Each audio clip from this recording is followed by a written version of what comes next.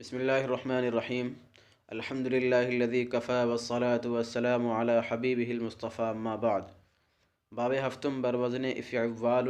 چون الاجل وازو شتافتن اسب ساتواں باب افعوال کے وزن پر جیسے الاجل وازو گھوڑے کا دوڑنا گردان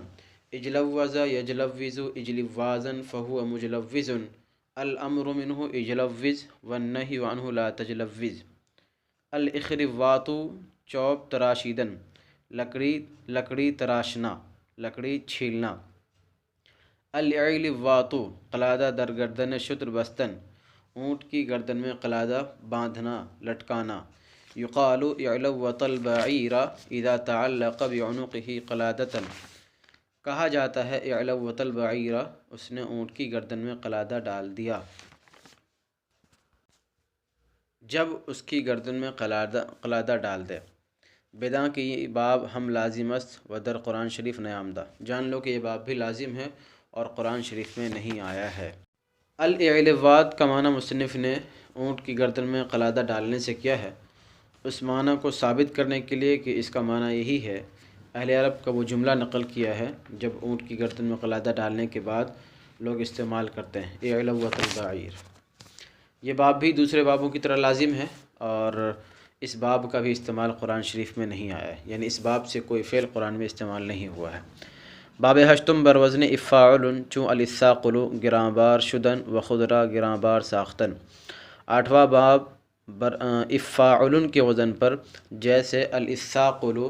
بوجھل ہونا اور خود کو بوجھل بنانا گردان اثاقل یثاقل اثاقلا فهو مثاقل الامر منه الثاقل والنهی عنه لا تثاقل الادارک در رسیدن و در رسانیدن پہنچنا اور پہنچانا الساقط میوہ از درخت افگندن درخت سے پھل کا گرنا الشابہ ہم شکل ہونا الصالح بایک دیگر آشتی کردن آپس میں صلح کرنا۔ باب نہم بر وزن افاعل چون الطہر پاک شدن۔ نواں باب افاعل کے وزن پر جیسے الطہر پاک ہونا گردان اطہر یطہر اطہرا فهو مطہر الامر منه اطہر والنہی عنہ لا تطہر الازمل جامہ برسر کشیدن الازرع زاری کردن الجنب دور شدن الذکر پند پذیرفتن و یاد کرنا الزمل سر پر کپڑا کھینچنا الزرع گریہ و زاری کرنا رونا الجنب دور ہونا الذکر نصیحت قبول کرنا اور یاد کرنا۔ بداں کے اصل باب افاعل و افاعل تفاعل و تفاعل بودا تارا ساکن کردہ بفا بدل کردند وفارا درفا ادغام نمودند از جہت مجانست در مخرج پس حمزہ وصل مکسور در اول او در آوردند تا ابتدا بسکون لازم نیاید افاعل و افاعل شد۔ جان لو کہ باب افاعل اور افاعل کی اصل تفاعل اور تفاعل رہی ہے، تا کو ساکن کر کے فا سے بدل دیے اور فا کا فا میں ادغام کر دیے مخرج میں ہم جنس ہونے کی وجہ سے، پھر حمزہ وصل مکسور اس کے شروع میں لے آئے تاکہ ساکن سے شروع کرنا لازم نہ آئے، ابتدا بالسکون لازم نہ آئے، افاعل اور افاعل ہو گیا۔ اخیر کے دو بابوں کے سلسلے میں یعنی آٹھواں اور نواں افاعل اور افاعل، ان دونوں بابوں کے سلسلے میں مصنف یہ کہتے ہیں کہ یہ کوئی مستقل الگ باب نہیں ہے، بلکہ آگے جو بے حمزہ وصل کے ابواب میں سے باب تفاعل اور تفاعل آ رہا ہے، دراصل اسی میں تھوڑی سی تبدیلی کرنے کی وجہ سے یہ باب بن گیا ہے، ورنہ حقیقت میں یہ مستقل الگ سے باب نہیں ہے۔ چنانچہ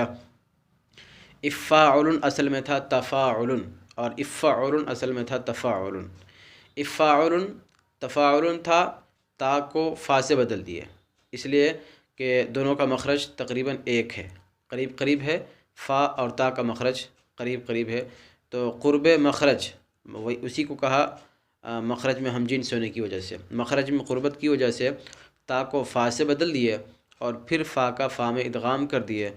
اب ادغام کرنے کے بعد پہلا حرف جو مدغم کہلاتا ہے اور دوسرا حرف جو مدغم فی کہلاتا ہے، ان میں پہلا حرف ساکن ہوتا ہے، لہٰذا حمزہ وصل مکسور اس کے شروع میں لے آیا گیا ورنہ ابتدا بے سکون لازم آئے گا، چنانچہ افعل ہو گیا۔ اسی طریقے سے افعل اصل میں تھا تفعل، تا کو فا سے بدل دیے، پھر فا کا فا میں ادغام کر دیے۔ پہلا حرف فا چونکہ ساکن ہے اس لیے اس سے پہلے حمزہ وصل مکسور اس کے شروع میں لے آئے، افعل ہو گیا۔ تو یہ دونوں باب 8واں اور 9واں یہ مستقل کوئی نیا باب الگ سے باب نہیں ہے، بلکہ حقیقت میں تفاعل اور تفاعل سے ہی بنا ہوا ہے۔ ان ابواب پر مشق کرنے کے لیے پہلے ہر باب کی صرف کبیر کم از کم ایک آدھ دو مصادر سے آپ گردان لیں۔ لہٰذا چوتھا باب افعال سے الاحمرار اور الاصفرار ان دونوں کی صرف کبیر گردان لیں گے، اور پانچویں باب سے الادھمام اور الاشہباب ان دونوں کی صرف کبیر، چھٹے باب سے الاخشیشان اور الاخلیلاق، ساتویں باب سے الاجلواز اور الاعلوات ان دونوں کی صرف کبیر، آٹھویں باب سے الاساقل اور الصالح، اور نویں باب سے الطہر اور الزمل ان دونوں کی ہر باب سے دو دو مصادر کی صرف کبیر اب گردان لیں گے۔ صرف کبیر کا مطلب یہ ہے کہ ماضی کے پورے صیغے، مضارع کے پورے صیغے، اسم فاعل کے پورے صیغے، امر کے پورے صیغے اور نہیں کے پورے صیغے، یہ سب آپ گردان لیں گے۔ ان بابوں کی شناخت کے لیے مزید مشق کے لیے انشاءاللہ اگلی ویڈیو میں وہ کچھ الفاظ دے دیں گے۔ پچھلی ویڈیو میں مشق کے لیے دیے گئے الفاظ کی تحقیق یہ ہے۔